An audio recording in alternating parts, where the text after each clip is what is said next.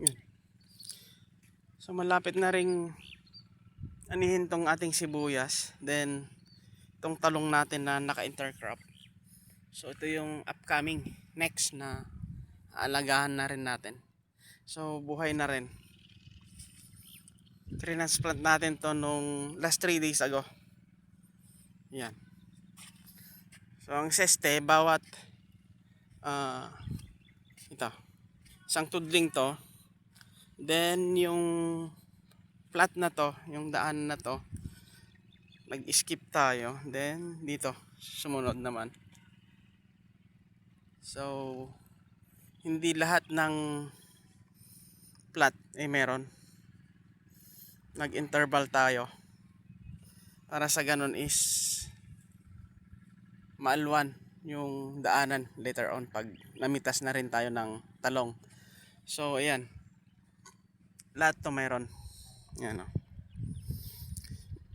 Then dito skip tayo. Yan. Then dito. So yung boundary natin, ito yung pilapil, ito yung boundary. Ito naman yung isa.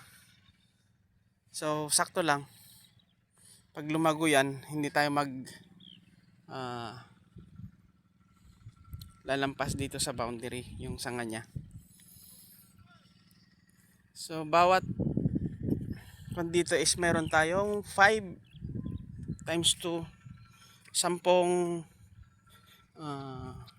rows na talong yung nakatanim na dito, naka-intercrop na rito sa ating sibuyas. Okay, yan o. Oh. Then skip. Then dito naman. Yan. Meron ng tanim niyan na talong. Buhay na. Papatubig tayo 10 days. So 10 days, may 3 days na tayong nagpatubig. So 1 week pa patubig para mabuhay na tong ating talong. Ayan o. Intercrop na siya. Yun. Ang tatamaan nito is summer tayong magpapalaki ng talong. Papatubig tayo ng ilang buwan, then papasok ang tag-ulan. Doon naman tayo, yun naman yung kabilisan niyang magbunga.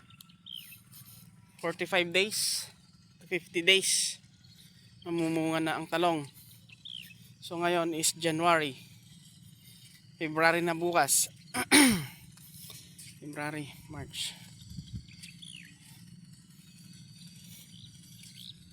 March, April, ayan na. Ha-harvest na rin tayo ng talong. Hopefully mag-prosper ito. Yung mga trabaho rito sa tulong ng Panginoong Diyos nating Jehova. Okay? Happy farming mga ka-LG. Ingat po.